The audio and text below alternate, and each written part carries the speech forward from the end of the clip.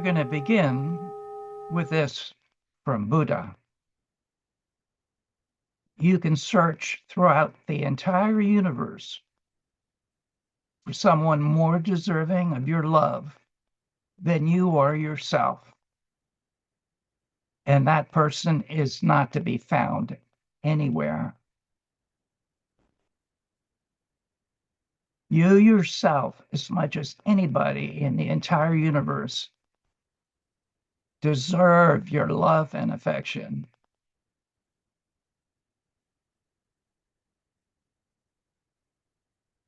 We're only here for a short visit. Don't hurry, don't worry, and smell the flowers along the way.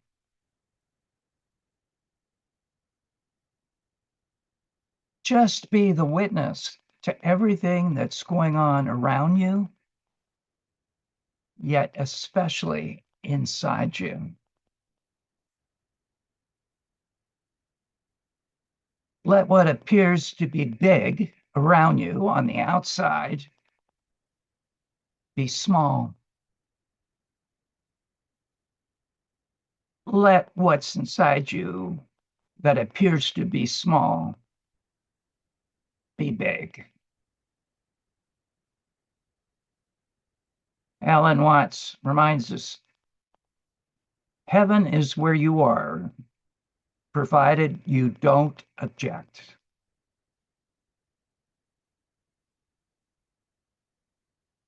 The heart is what we most carefully guard and most want to open. Begin to weave, and grace will provide the thread, says an old proverb. Last meeting, we shared about the power of hope. And faith is what nourishes hope. Faith is deeper than any and all belief. Faith is knowing what will be, regardless of our efforts. Yet knowing our efforts matter somehow enough to make them pure and holy.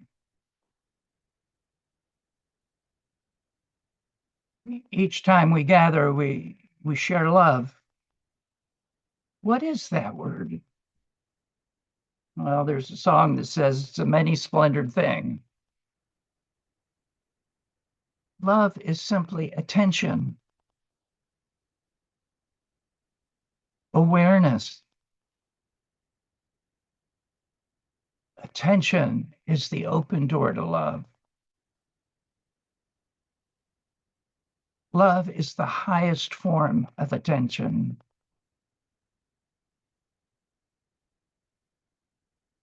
We learn on this path that we can only love others to the degree we love ourselves.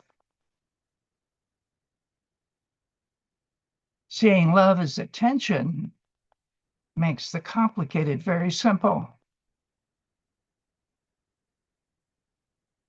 Just notice the challenges in authentically bringing attention to yourself and feel your longing to be free. Let any and all self-judgment, self-criticism, self-doubt, self-hate fall forever off the cliff of now.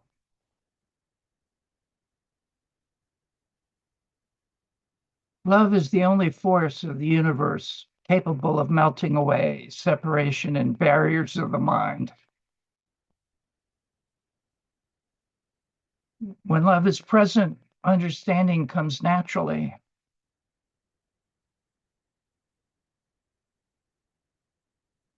So we're about to enter stillness, and struck by what Thich Nhat Hanh says about being still. We have two selves. One is the noisy, streaming river of thoughts and emotions. and the other is the sun of awareness that shines on them. Which is our own self? Which is true? Which is false? Which is good? Which bad?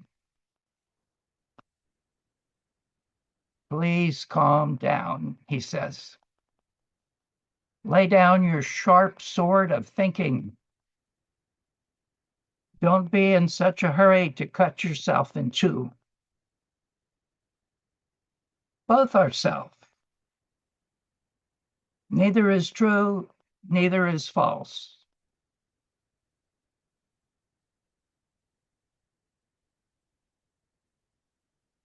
We're considering here that we don't need to go out and find love. We need to be still. Pay attention and discover love is already here. Freedom is just on the other side of stillness. And however you can taste even a moment of it is life-changing. The poet Christina Rossetti says, silence is more musical than any song. So let's do that together now. Let grace have you. Let the eyes soften. Go inside. Going inside begins with the direction and enters a dimension already here.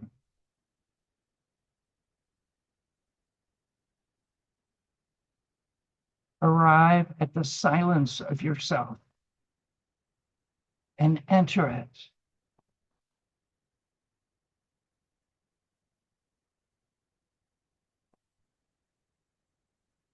See your mind like a pond full of fish.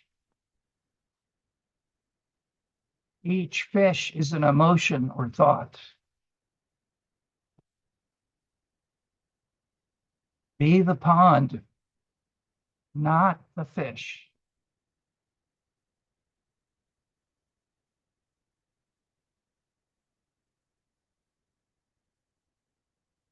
Inhale and say, I. Exhale and say, am.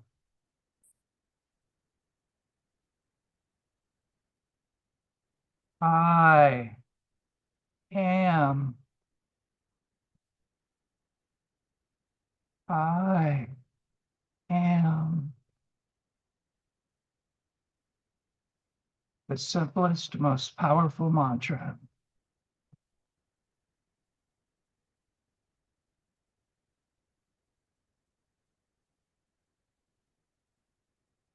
Visualize the best version of you possible.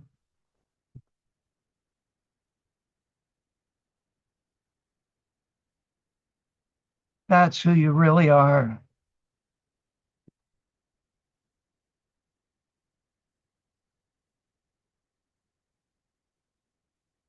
Let any part of you that doesn't believe it fall away.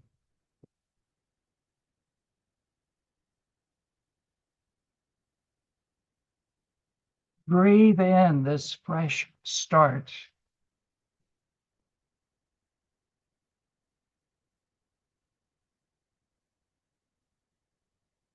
Open to rest for your weary soul.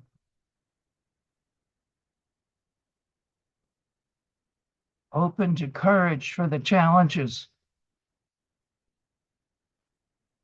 and soft moments that remind you you are love.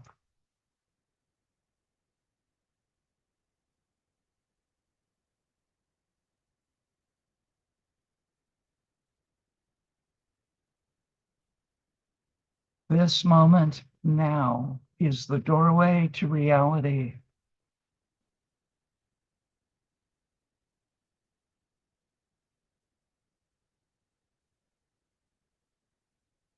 Let each breath be the miracle.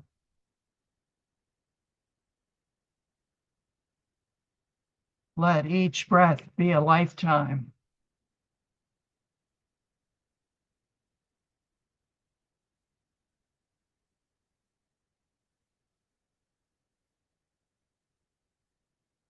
Bring your whole self, your full self,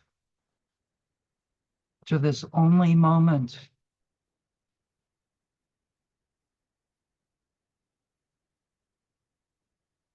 Bring the joy, bring the grief, bring the sadness, bring the heartache, bring the hope, bring the despair.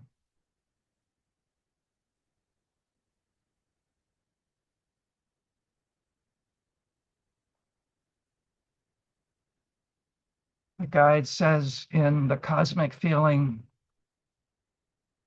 the divine spark is in every one of you. The aim of living is to realize this, to know who you really are, to remember.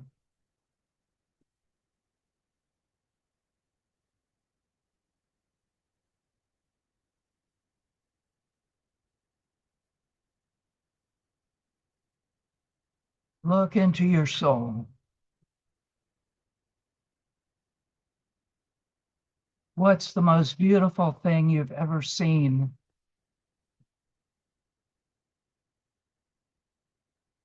Be there now.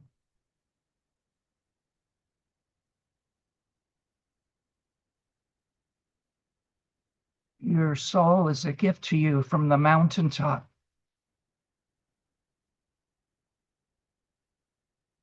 From the night sky.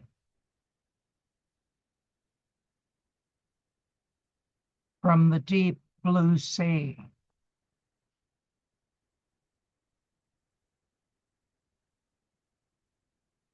A present of presence.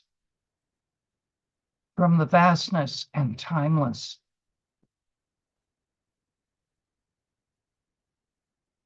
Worth more than millions and billions and trillions.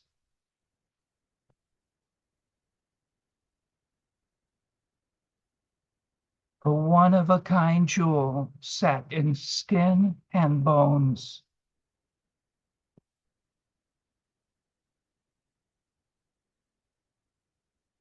We each have one buried under waves and waves of mental hoarding.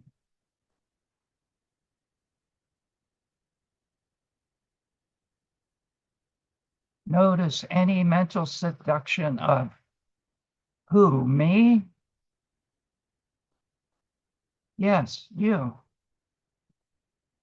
Yes, we.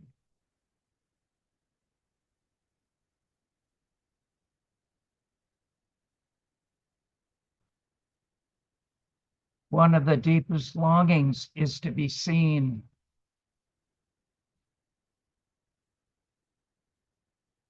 See your soul and be seen.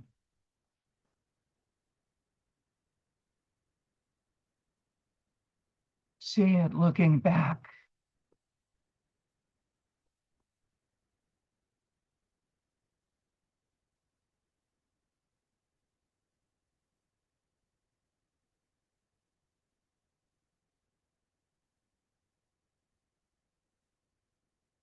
Feel yourself come into the arms of love.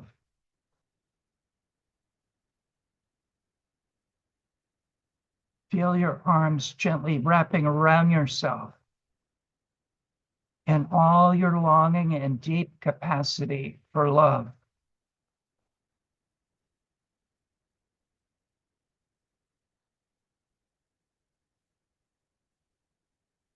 Feel a deep and solid and long hug for yourself.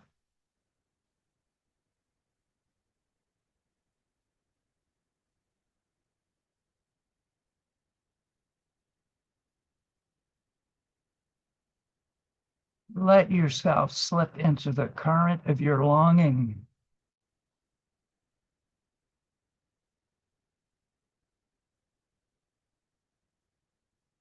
Trust the depths. They do not threaten you.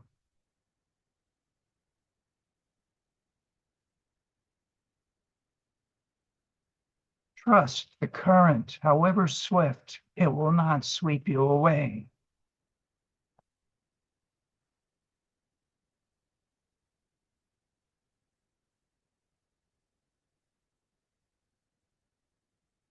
You are here where you belong in the arms of love.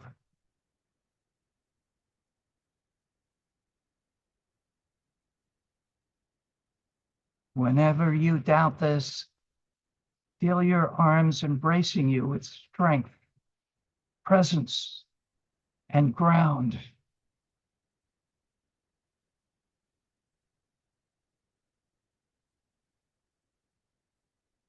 Let yourself gently turn this way and that, wherever the life stream sweeps you in its loving cosmic current.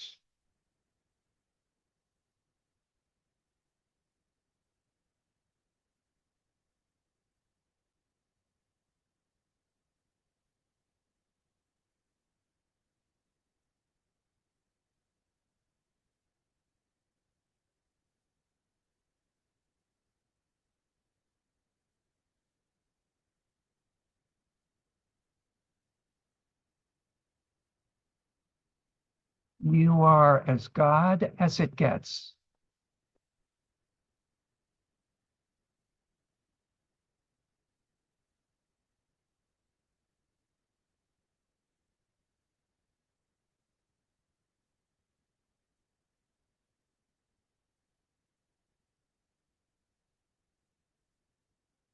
Let the grace inside you fill every part of you that imagines it's empty or dark or cold.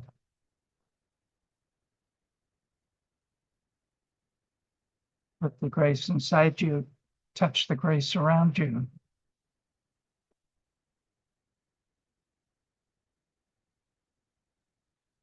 Touching the grace of us here all together.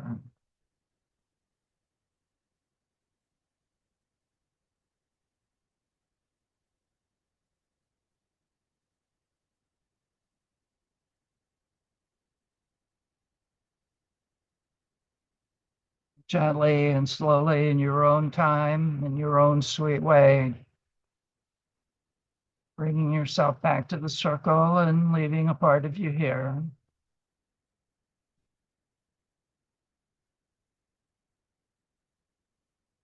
Leaving the eyes softly open, seeing faces on the screen.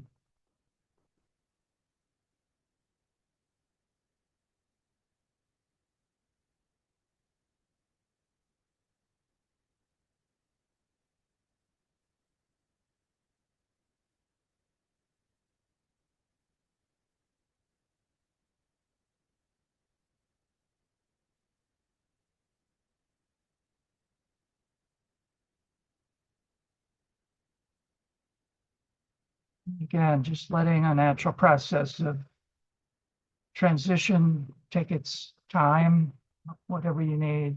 And we'll do our go-arounds now. And for those of you that haven't been here, we invite you to say your name and where you are on the planet.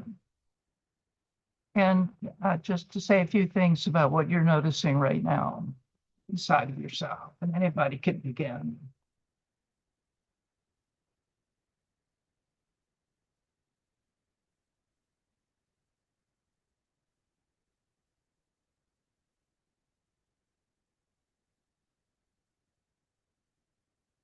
Just to enjoy whatever the silence is as we open up to each other.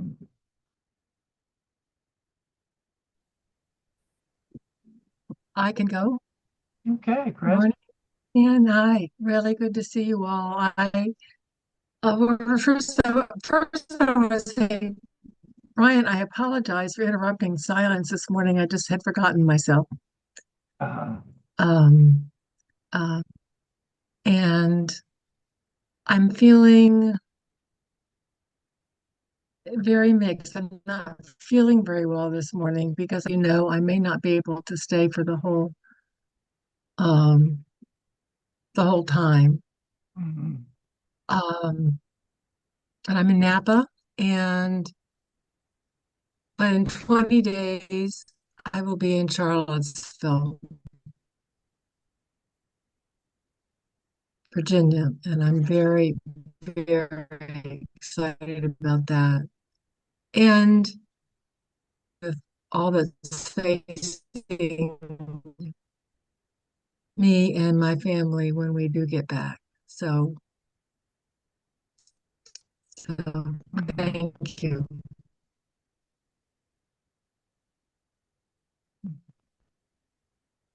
So, Chris, you're not feeling well. Just take a moment and let us be here with you and just emanate towards you our care and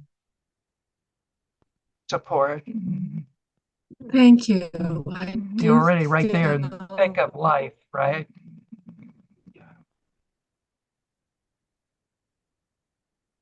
and say that again. You're right there in the thick of life. Yeah. Mhm. Yes, yes, I am. I mean, I have this bug that I just woke up in the middle of the night with, but I also am been nursing my hip. Yeah. So I'm just physically not feeling Hmm. well much of the time. And and also giving attention to trying to keep my nervous system individuated from my family because you've heard me talk about how stressed they are Hmm. and cerebral and Hmm. things are like this Hmm. and things are always so yeah. It's going to be intense moving with two small kids, packing up a life, landing on your lily Very. pad in Charlottesville. So, blessings to you, Chris. Thank you. That really feels good. I've been longing to feel seen and held. That's kind of been my longing. And yes, thank Hmm. you.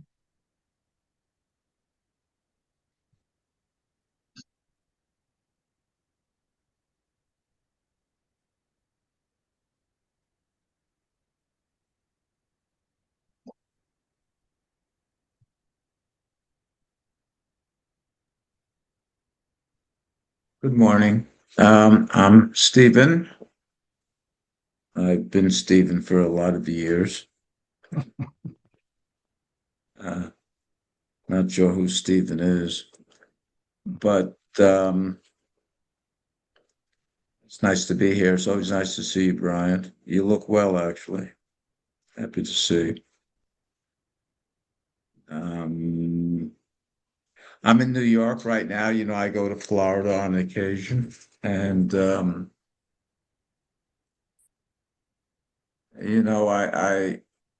I realize I see time as a buffer. Well, I have time. Uh, Summer's just beginning to relax, baseball. Uh, And these buffers start to run out. I'm young. That's what I used to say. I have time to do this, time to do that. And it all seems to slowly evaporate. And I'm not aware that it's evaporating. It's like that hourglass, is that what they call it, where you turn it upside down and the sand's running out? And you know, there's never as much sand as I'd like in it, and it's never on the right side of the device. It's running down to the bottom. And I guess I feel that because summer's passing. I mean, what are we now into?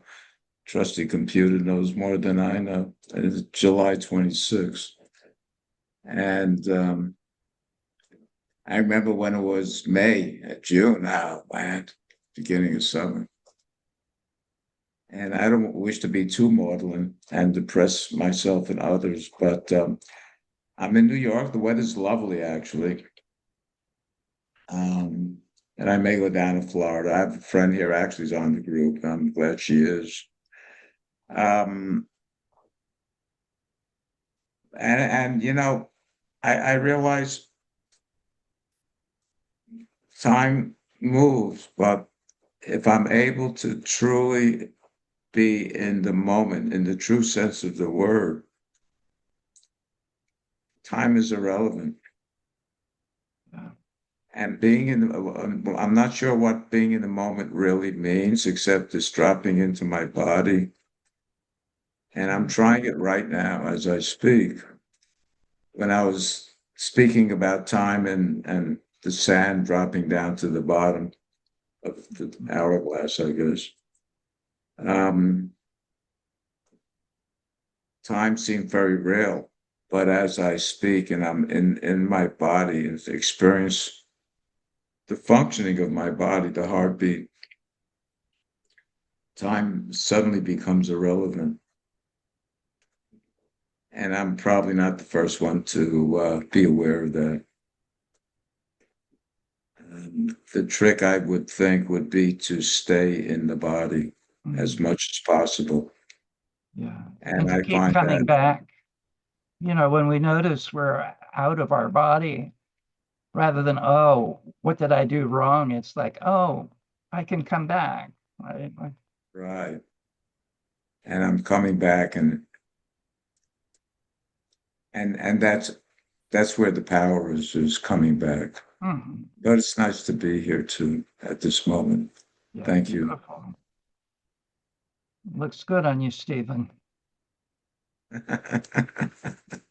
Thank you. This is wellness. Gently bringing ourselves back over and over. So I'm Jen Bond. I'm in near Annapolis, excuse me, near Annapolis, Maryland. And I'm feeling gratitude to be able to be here with all of you. It's been a while for a variety of reasons. So, yeah, I appreciate being in this company. Thank you. Welcome, Jen. Glad to have you back. And Chris, take us with you in your pocket.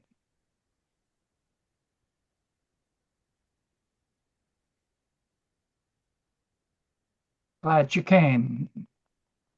Thinking about you with all your challenges and the physical struggle on top of everything.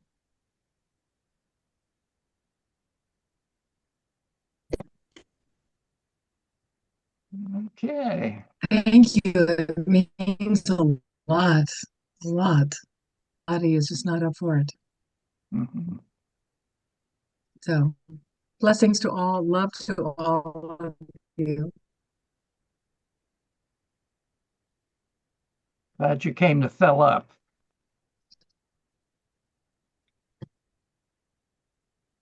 Thank you.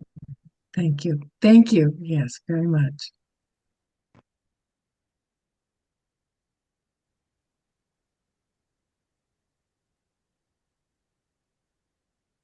So, my name is Dan, and I am in Richmond, Virginia.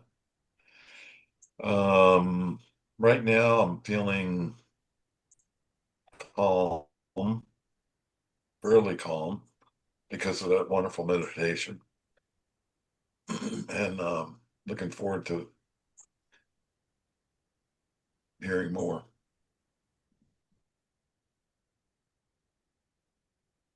Glad you're here, Dan.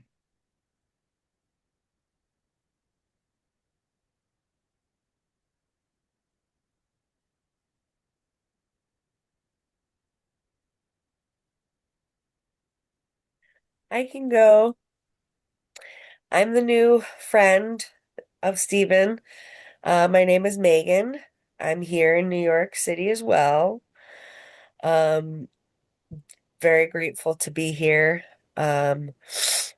Feeling very grounded yet light. In the while you were talking, I felt like I was tethered to the ground, but gently floating above it. Mhm. So I'm sitting on a couch, but um, and the concept of, self-love and being love has been coming up a lot in a lot of different ways, and it almost seems like sometimes it's like a highway, and you want to merge on, but sometimes you just got to take the service road for a little bit Mhm. and get adjusted to your vehicle and the scenery and all that. But it was nice to kind of jump right in to this expressway and buzz on the highway of love. Um, so I'm very grateful. Thank you. Megan, you're most welcome to be here. And there's a song in that, A Highway to Love, The Highway to Love. I'm gonna see where that goes. Yeah. The on-ramp and the service road, like, okay. I know that one. Thank you.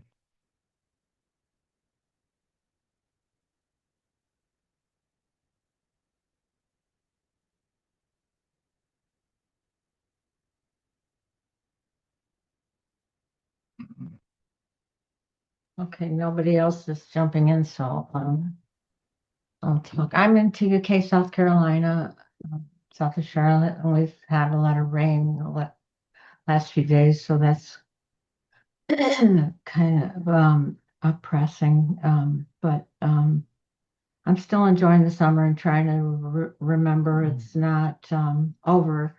We still have, except the kids have to go back to school so much sooner now. It's really a shame. I'm just, I don't know, I don't have a lot on my mind. I'm glad to be here. Welcome, Kathy. Rain and all.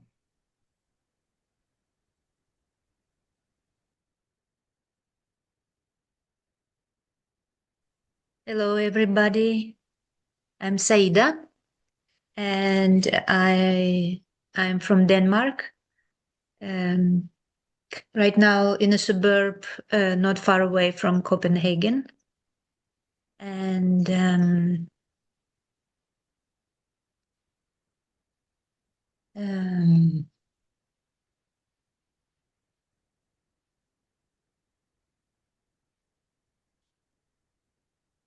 these last couple of weeks have been kind of turbulent for me.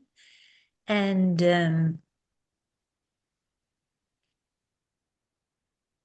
I was reminding myself of my responsibility for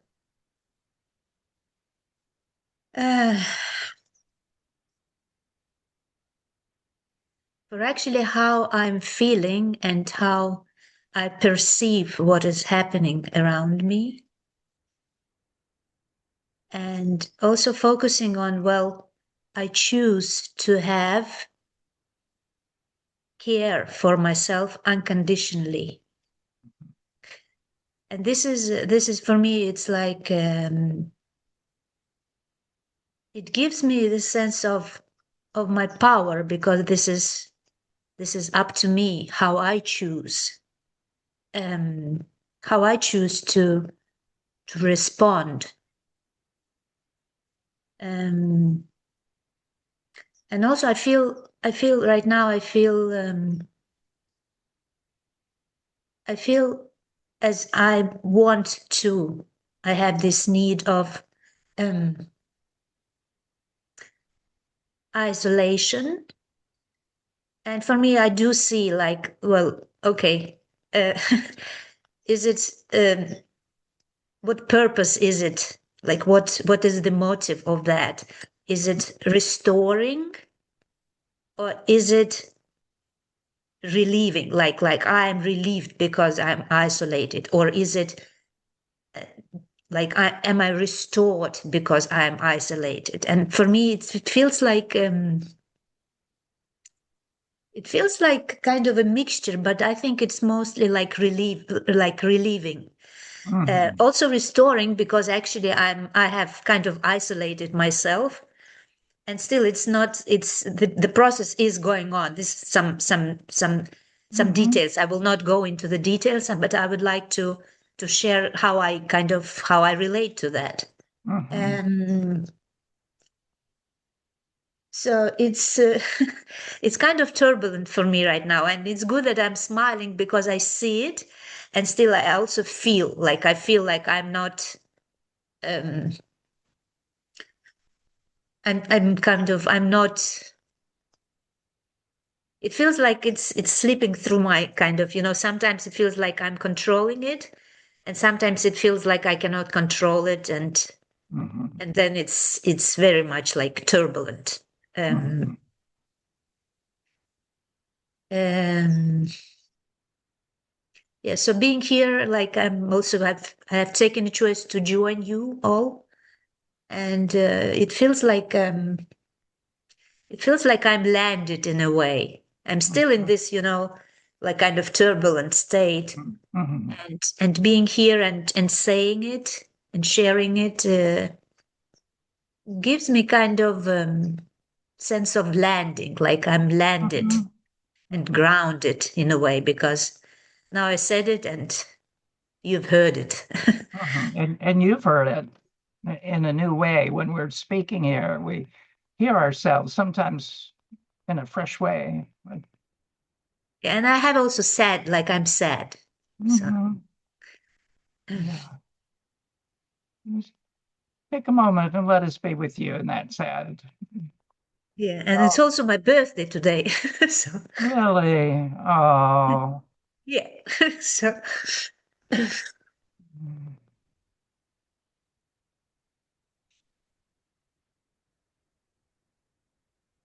It's a holy day, Saida, marking your arrival on the planet Earth. It takes a brave soul to be here. There's no cure for being on Earth. And the joy and the sadness, the pain and the relief, we're all stirred together. It means a lot to me right now just to be here to honor your incarnatory journey.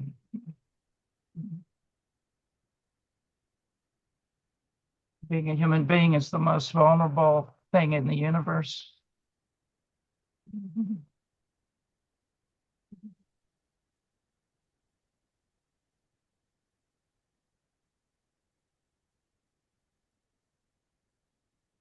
But can you allow us to give you a blessing here, Saida? yes, thank you. You're beautiful and we love you. And keep on going, keep on rolling. You're doing it. It shows. We can see it.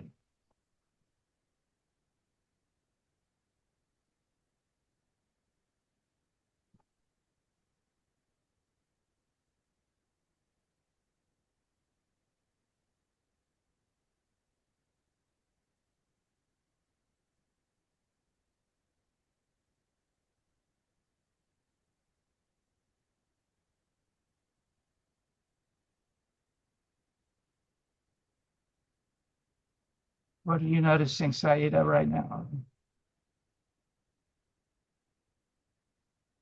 I still feel kind of, like being grounded, and also Mhm. calm, like calmness coming, like, Um, yeah, but we're still all very here. sad. We're Yeah, all here still for very some of sad. that. Yeah. Mm. There's plenty of it. The sweetness of group consciousness, we create the field that we're looking for, that we need, that we want. Like you said, the choice to be here, the choice to co-create the world we want to live in. Bless you. Thank you. Grateful to be here.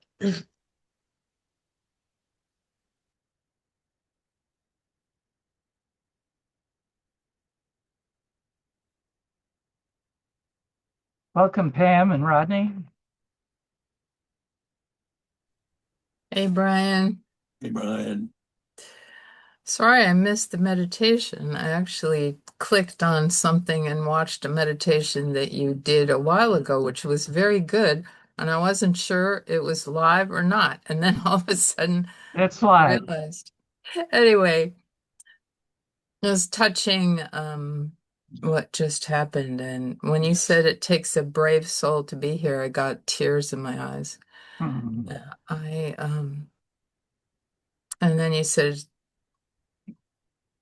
being human is the most vulnerable thing. And I feel very vulnerable. I feel sometimes I don't feel so brave. Mhm. There's a lot of stuff going on in my life that's hard. And I go back and forth from like, okay, this is it. It's okay. Be here now. Mhm. And then, no, I can do that for a while. I can feel grounded. I look out at the water. I'm in Maine. The water's right outside my door. And then maybe at 2 o'clock in the morning, I wake up. Like the world is going crazy. People are dying, all those things. Things are happening in my family, and that's hard. And then I breathe or pray or I calm and then go back to sleep after a while. But it's like a seesaw for me. And there's part of me, maybe it's the ego part that says, you can do better. You should be doing better. You can do more to help the world. Like, so that's kind of where I am. I feel grateful to be here. I love seeing people that I see on here often and that I am just seeing for the first time. I always love to be with you, Brian, and I do feel uh, more calm and energized when I'm with this group. Yeah, so appreciate it. Yeah. Welcome, just as you Yes. are, Pam. And Rodney, did you want to say anything? Love, Um, love to hear from you. I would say I'm grateful for the opportunity just to um, pay attention to being present at this time, this moment, every breath that I take um, is taken on a particularly strong meaning just when I wake up, and it's another day. It's a gift. And I mean, I get at this part of my life, I don't know how many days are left. And so it's what can I make of this day, the most of Mhm. it? And this being here and right now is important, being present. Yeah. It's that I'm feel fortunate, that I've come along this far, Mhm. and grateful to have this opportunity, uh, just to be alive with Mhm. others here. I'll have some of that. Thank you, Rodney. Yeah. So my name is Brian. I'm in North Carolina in the US. And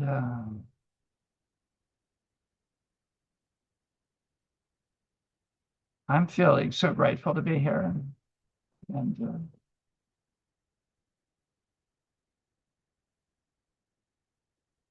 the words are just falling away as I'm feeling that. Like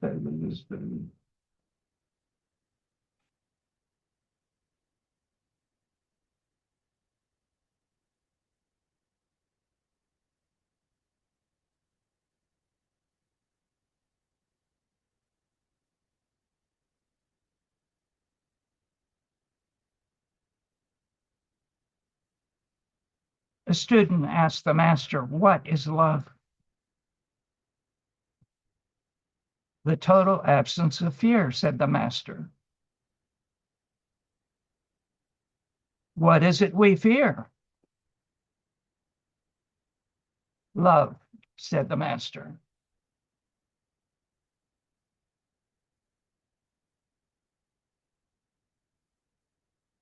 Did you ever wonder what life would be like if you didn't overthink everything?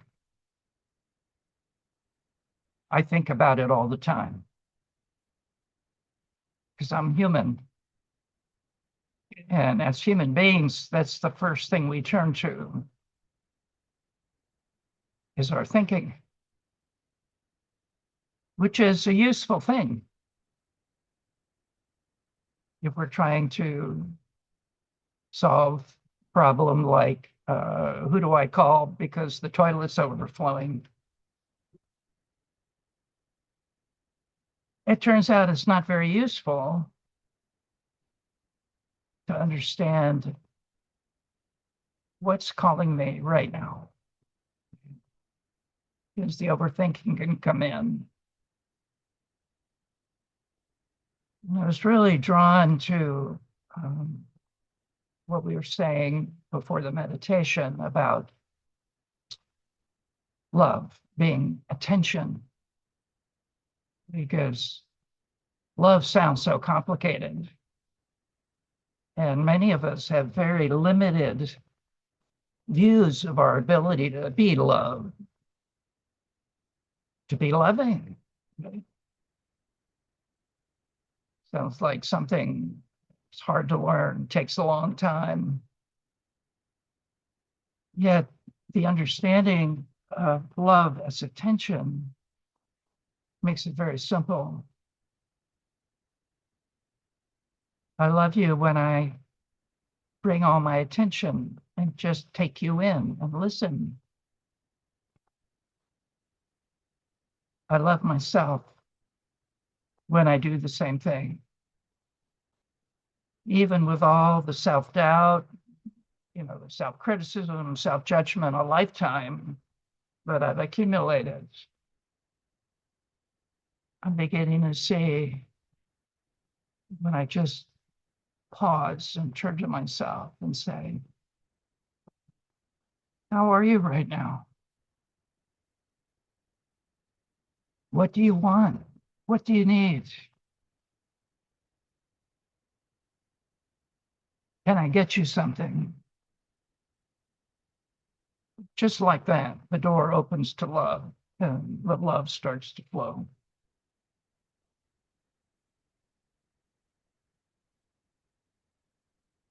So in lecture 47, the guide says, you can gain clarity only as you become aware of your emotions, desires, and motives. And this awareness doesn't come through thinking, but by observing. And observing is attention.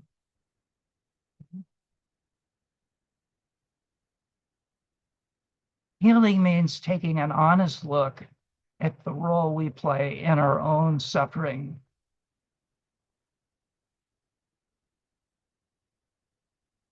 Recycling is a good thing when it's paper or plastic, not when it's a thought. And most of our distress comes from recycled thoughts imposed on a present situation. Our thoughts actually don't describe reality. They describe representations of reality.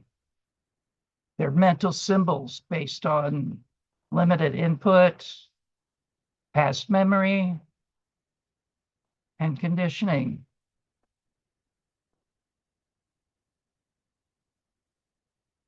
Our thoughts have truth in them, but they're not the truth.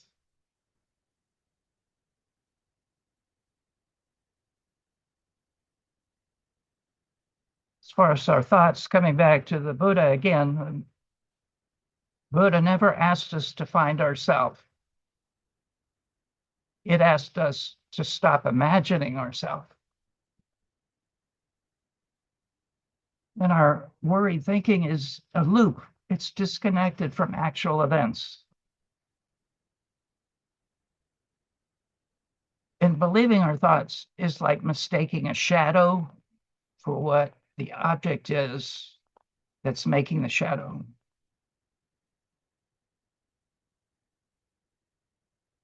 So what we're saying is struggle comes not so much from reality, even though there's plenty of challenges, real challenges, but from the habit of mistaking self-talk for fact, for reality.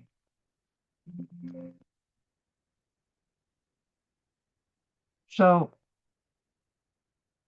I'm really curious how this is landing in you, this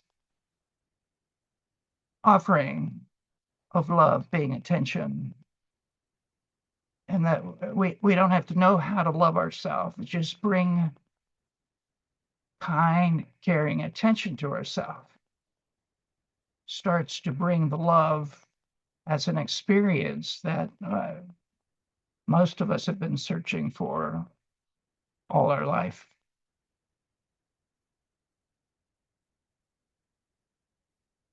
The poet John O'Donohue says, "I would love to live like a river flows, carried by the surprise of its own unfolding."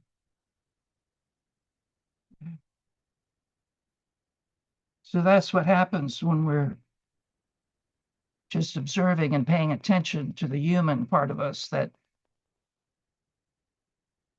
doesn't know what it's doing, feels lost, feels overwhelmed.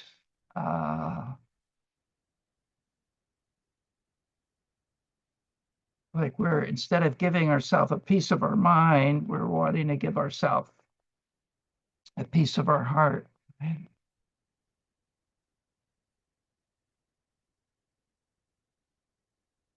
So we all hear how important self-love is. And I want to share with you, I know that's true, yet when I hear it, I go, oh my God, I'm not doing that. Right? And when I feel like I'm not doing that, I feel like I don't know how to do that. Why aren't I doing it? Why aren't I doing it when I know it's so important? So forth and so on. Yet, just this simple understanding of love, being attention, just realizing all my thinking about myself is not a form of attention, it's a form of distress, right? It's like the wheels are spinning on the ice. So the attention is, oh my goodness, Brian's having a hard time right now. I'm sorry. Let me slow down and just be here.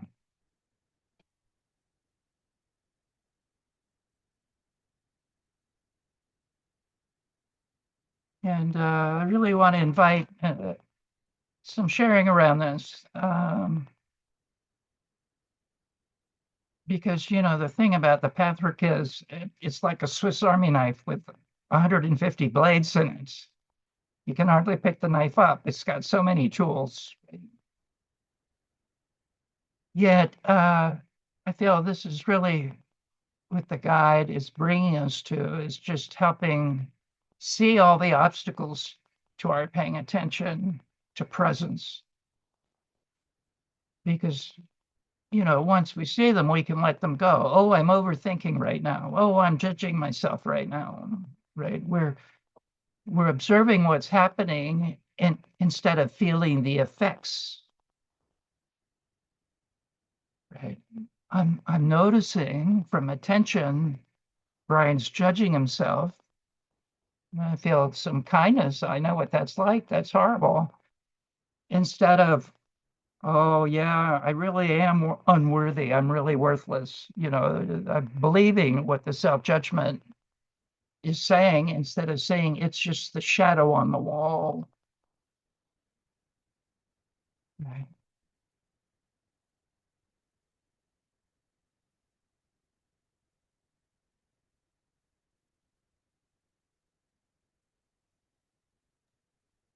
I as regarding love, I've been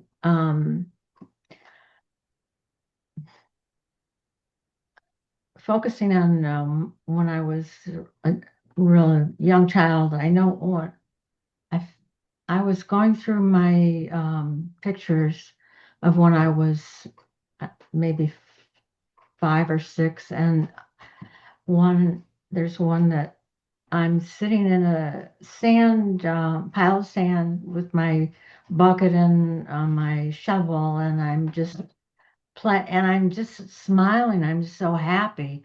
And there's 2 pictures in sequence, and I still have that same really pleased, happy appearance. And I really feel like my young childhood was like that.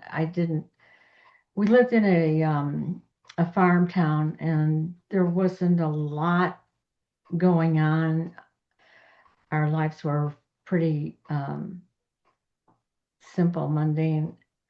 Um, and I know I had this, I always felt good, um, except in certain circumstances when I had problems with my sister or my mom. Um, and that is what increased over my life, that made my life so complicated. It really, and I just see a huge difference when I'm in myself, when I'm thinking my thoughts. I can feel so calm and happy until the world tells me that I'm doing something wrong. I'm not doing it right. I have to do this. Mhm. Going through school is like, to me, it's the worst thing that can happen to a kid. They're trying to tell you, you need to know this, you need to know this and that, and you have to do this, you have to perform this way. And it just destroys everything. And glad I finally rediscovered this part of myself that um, can just sit back and feel good rather than get involved with problems or complications. Um, anyway, What a gift from that child, Kathy, in the yeah. photo. She's looking at you, saying, "Come sit in the sand with me." What did you say? What did the child say? The child in the photo is telling you, "Come sit in the sand with me. Take off your shoes and feel the Yeah, sand in yeah, between your toes." yeah. I Mm. kind of form my life that way now. All I do, I really don't go out. I work in the yard. I enjoy working in the yard. I like to do things by myself. But I've got this voice that tells me you need to get out into public and perform somehow, or make friends, or have friends, and be busy and do something constructive. But Mhm. Yeah. just sitting back, it just feels good to recognize that that's something that's valid, and Mhm. it's healing, I think, Mhm. for me. Thank you, Kathy. You're So welcome. you were paying attention to the girl in the photo. You were giving her your attention. You weren't just going, "Oh, that's a photo of me from way And back." I could identify with her, that smile, Yes, and there's real connection. knowing that I was calm and happy, and life was very simple. Mhm. Yeah. Thank you, Kathy.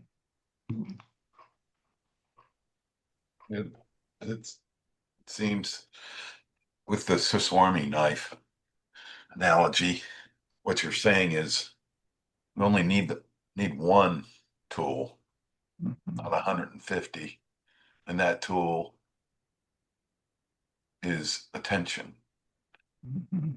and it's like an anchor because it brings us back to the place we really need to identify in ourselves. And if we're able to reach that place of attention and identification, then we can see all the craziness and bring some compassion to it. Mhm. Kindness and compassion.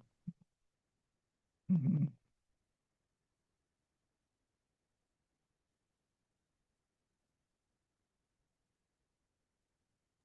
It can be, well, we all know it's really tough because usually, you know, if we're lucky or if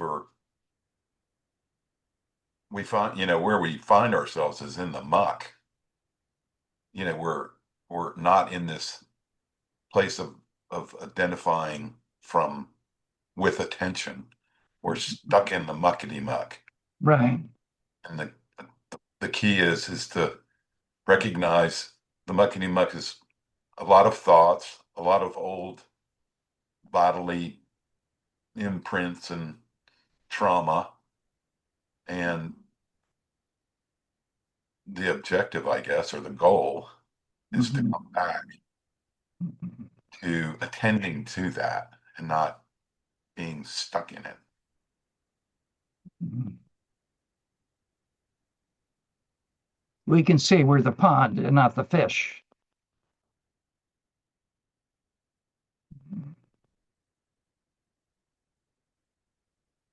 You're helping me see more clearly, Dan, that when we bring our attention to ourself, I don't want to say pay attention because that implies like there's a cost. It's just free. We just bring our attention to ourself.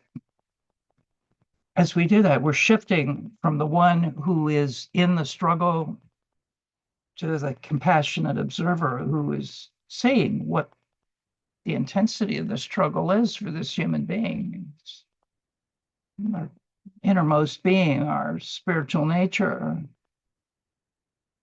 is really able just to be with us in that moment. We feel completely alone.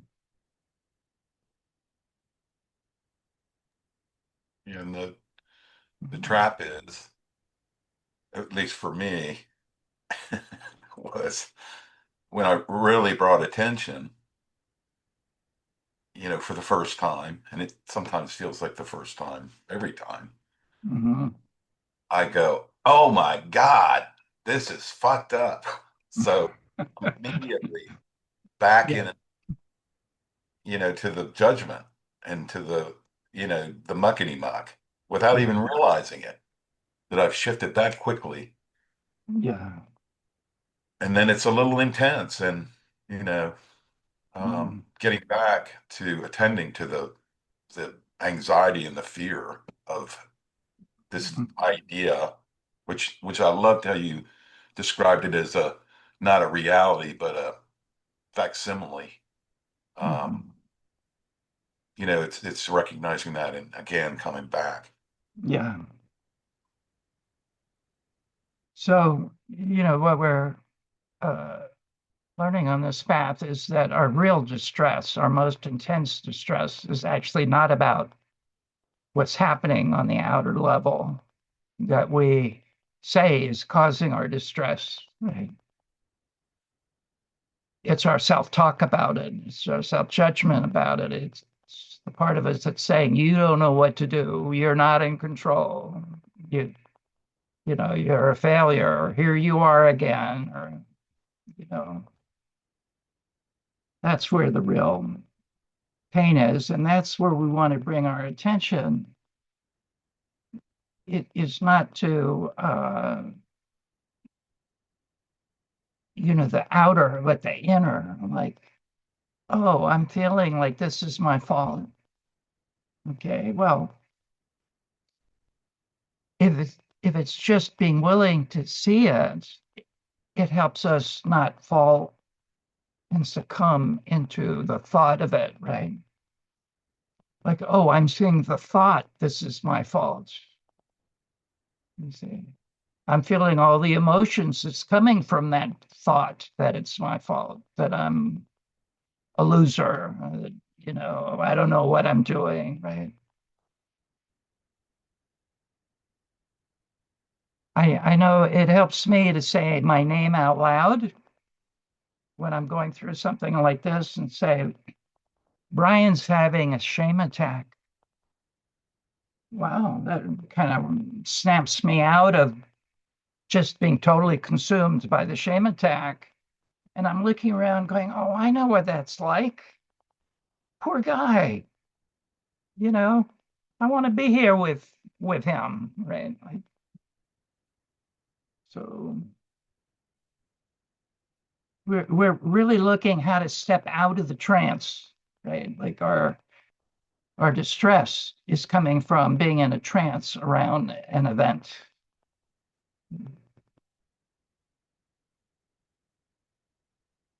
So like I can have a flat tire and immediately I go to, it's my fault somehow. And the proof that it's my fault is the spare tire in the trunk is flat. Right, I have proof now. And remember the guide's wisdom calling our reactions pseudo-solutions. They're intense, but they really don't, they're not a self-improvement program. They don't really help us deal with whatever we're struggling with. Right?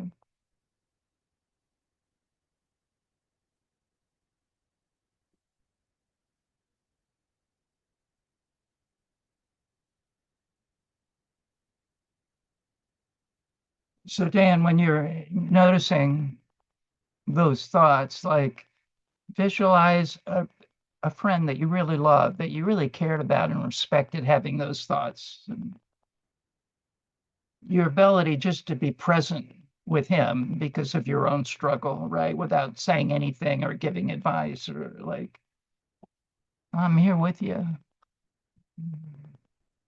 Wow.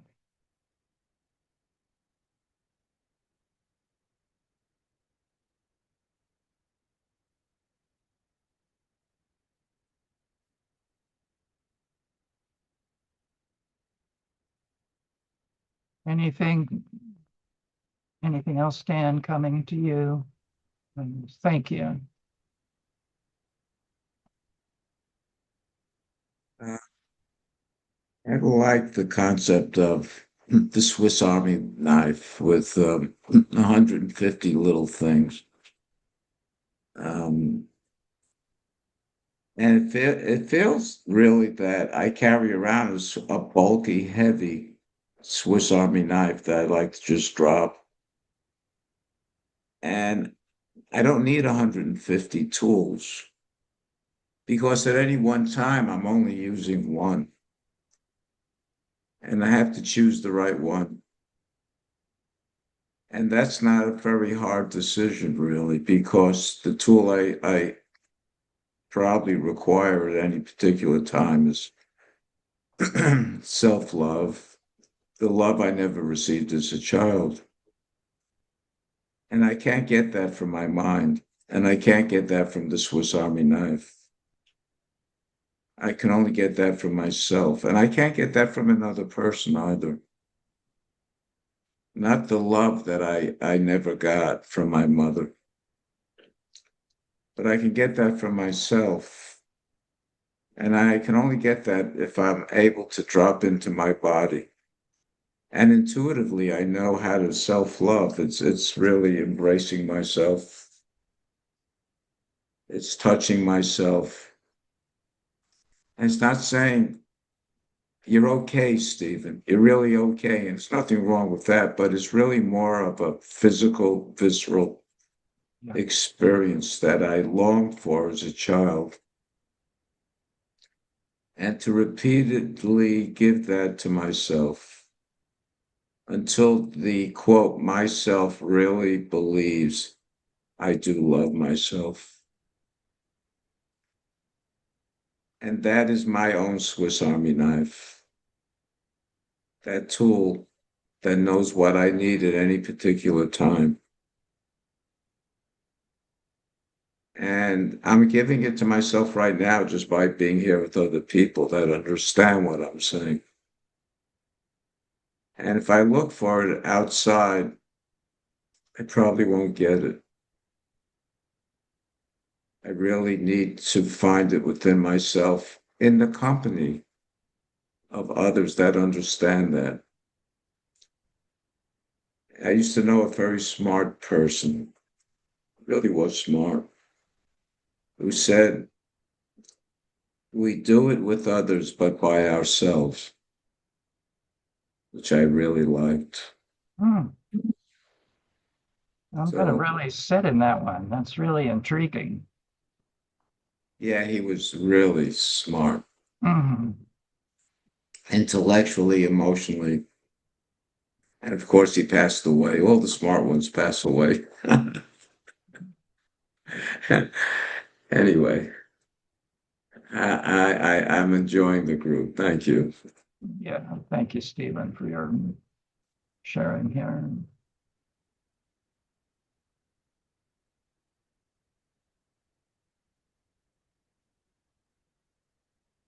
You know, what's coming up for me is I notice, and this has been a struggle of mine for all my life. Like I feel bad, and then I feel bad for feeling bad, right? And that's the snowball starts rolling downhill. So just that attention. Oh, Brian's having a shame attack. That voice doesn't have a judgment. It has comparing and understanding. I'm in the middle of the shame attack. I'm not feeling kind and understanding. I'm consumed with my reaction. Yet suddenly there's another person in the room with me. And my great wound, like many of us, if you distill it down to its core, is I'm all alone. You know, so that voice, just developing that habit of saying my name out loud and whatever I'm noticing Brian's struggle is, like Brian's feeling hopeless. Wow. Suddenly there's a ray of hope in the room. Just by the understanding that I'm just going through my human struggle right now, rather than it being a judgment of my worthiness, value, ability.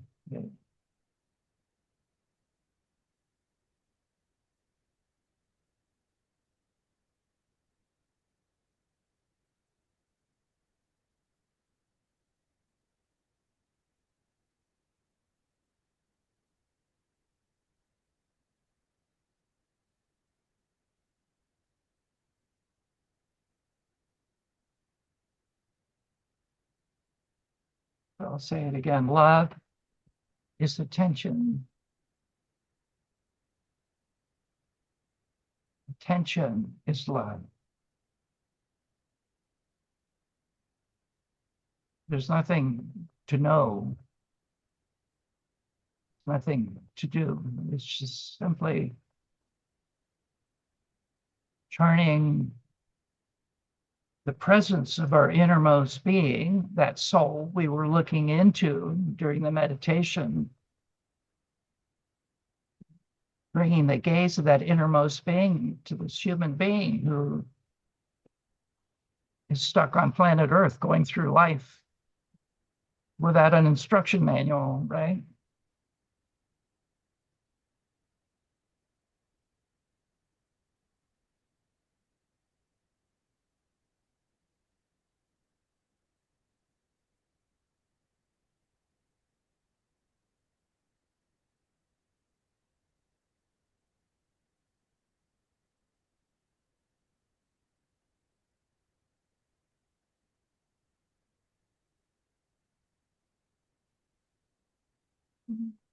Take the risk of sharing without even knowing what you're going to say. But the grace here is that you hear things you didn't think you were going to say, but they're arising from a deeper place in you that are looking for freedom. really.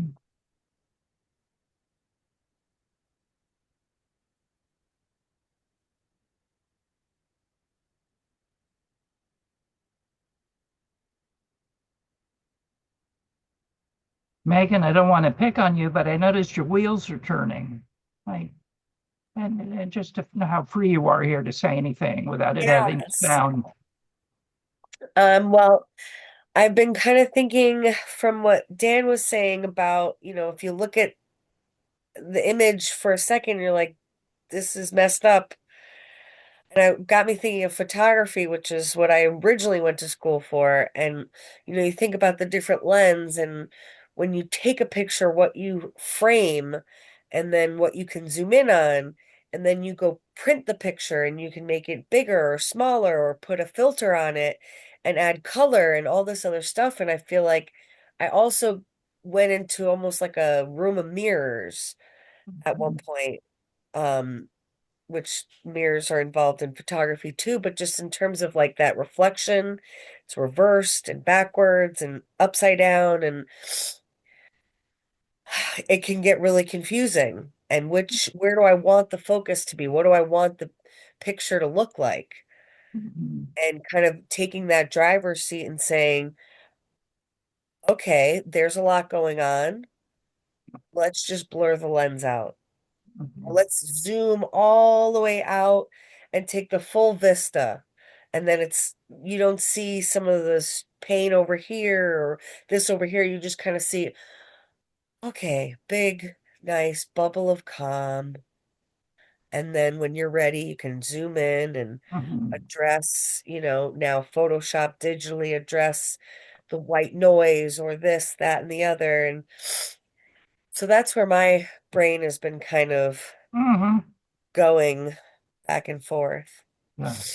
You're describing paying attention with the big picture. Oh, let me come back into what I'm really doing here. I'm learning to be my best friend Right. instead of my harshest critic.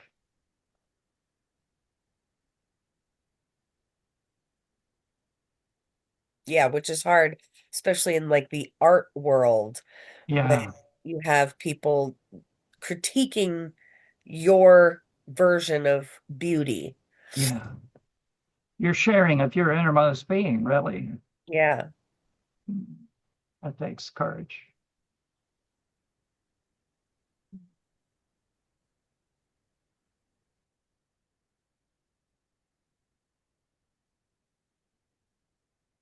So I'm thinking about, Brian, I just love the things that you say that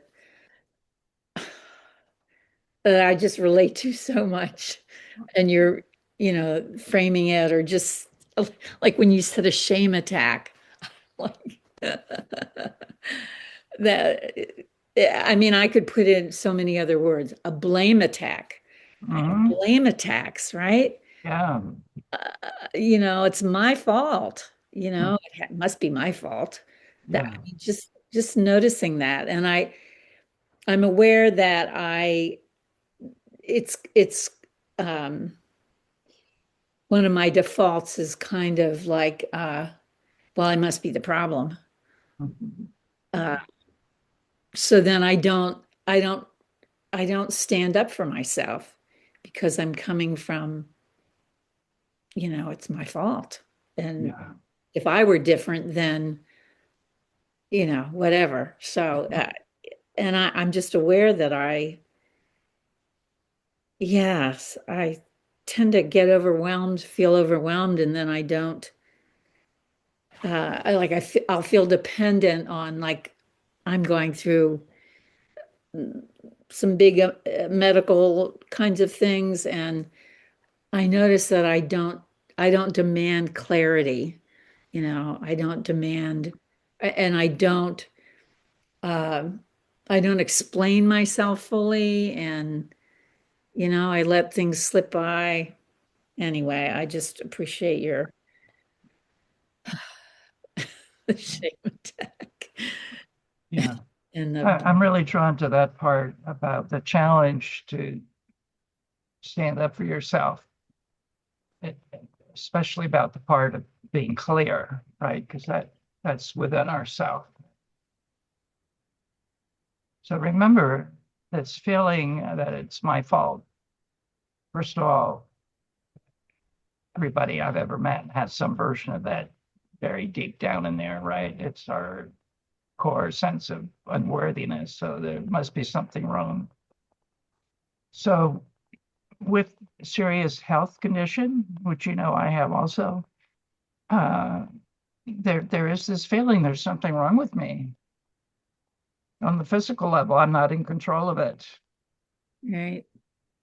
And then it can easily tumble into, and probably brought it about by not doing the right thing when I was younger, or, all these things, right? So, that's the moment where it's so helpful to just, oh, that's where I'm going. Let me just pause. I'm going downhill here. Mm. And this, what you're helping me see even more clearly is there's nothing to do but stop, Mm. pause, breathe. And whereas we think we have to have a solution and an answer, and like, I need to know what to do, and just pausing and breathing and stopping. Oh, I'm here. I'm here. Like Stephen says, coming into my body, right? Like, and then there's a clarity that comes in from our intuition, Mm. which can't come in when we're caught, in the old tapes of inadequacy, really, our sense of inadequacy. And the healthcare system is really challenging. It's hard to get these days anybody to pay attention to what you're saying, even when you can say it. Right? So, yet on the incarnatory level, I'm trusting Jen, like your soul is right there with you and saying that there's an opening right here in this very moment, sitting in this little exam room, you know, and to visualize us with you, lined up in chairs along the wall. You tell them, Jan, you tell them. You're the customer. Yeah, I know.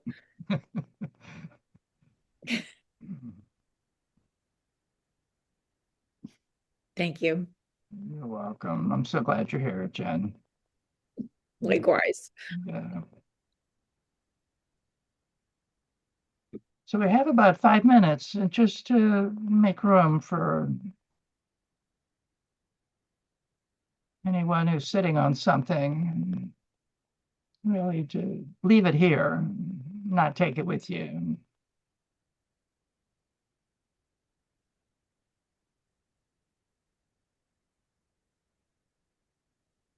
I just wish to say it's not only limited to the medical world, but the dental world as well.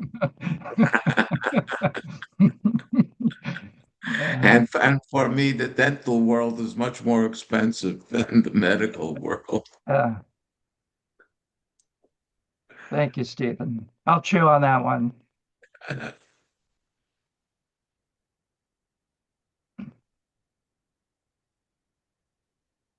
Pam, I noticed wanting to reach out to you just to check in with you and really be here with you with the part you were sharing earlier. There's some hard things going on for you were saying. Are you talking to me? Yeah, Oh, okay. Thank you. I just want to be here with you with that intensity that you were describing and Yeah, thank you.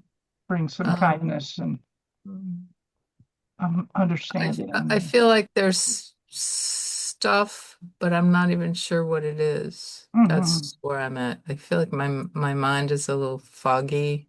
Okay. Let's welcome that. That's like possibly a good thing. The mind is just plumb wore out, as we say in the South, right? Yeah. Mhm.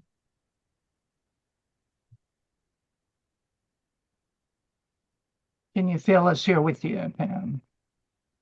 Yes, I definitely do. Hmm. And feel grateful for that. Yeah. Yeah. Mhm. I just recently found out that one of my youngest grandsons, who's in the army, and some of you remember me freaking out when he joined. Mhm. Some of you remember that he fell out of an airplane and crashed into the tarmac. And now I just hear that he has gotten a DUI and he's can't leave the base, and he's been into the alcohol thing. Um, and he did ask for help, so I'm glad of that. But there's some part of me that's like, okay, is there something I should have done before that could Yeah, have this is made? precisely where we want to be with you, Pam. I want to honor how we do this as human beings. When we're really in distress, we find some perverse comfort in overassigning responsibility to ourselves. And this is the Mm. source of a lot of our pain. Mm, Just Yeah, to bring and I know. our support and understanding, like it's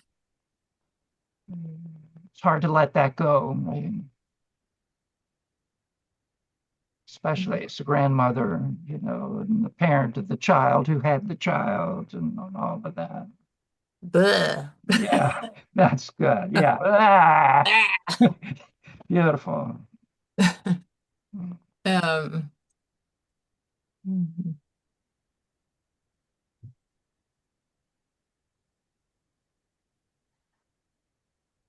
And I just want to be here and watch the tide go in and out. Yeah, beautiful. That's the really important thing right now. Mhm. That's the big thing inside you. And I really know that I can't do anything about this. I mean, I can give support in terms of, hey, I understand this is happening. You know what to do. You can talk to me if you want to, but I know that the only way that he will do what he's going to do to help himself is to decide to do what Yeah, he has to do to help himself. yeah, yeah. And I can't do that. And what your version of that is with your feeling like there was something you didn't do right. And like, thank you, Pam. Well, Yeah, I'm thank going you. to invite us to close our eyes for a moment and using Megan's beautiful picture of zooming out and seeing ourselves and all our struggles getting smaller and smaller, and the picture around us getting bigger and bigger, and seeing things now like the forests, the mountains, the sky, the sea, the valleys,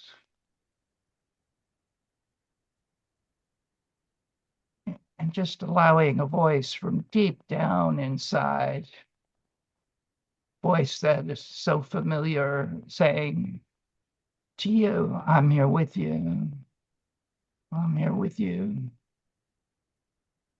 And then taking yourself off mute and bringing your attention to the screen. And Megan, what we do is just bring our hands up and say in a number of different ways to each other, I'm here with you.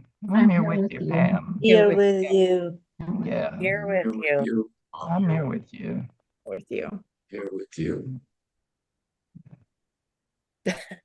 Beautiful. Thank you, collaborators and co-creators. You're beautiful, and I love you. Thank you. And happy birthday, Saida. Yeah. Happy birthday, Saida. Thank you. Yeah. Okay.